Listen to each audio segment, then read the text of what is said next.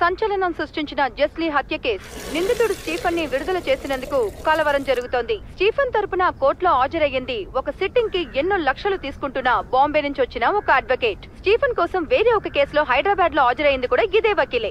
Appeal కి వెళ్తామని బాధితురాలు తరపున తెలియజేశారు.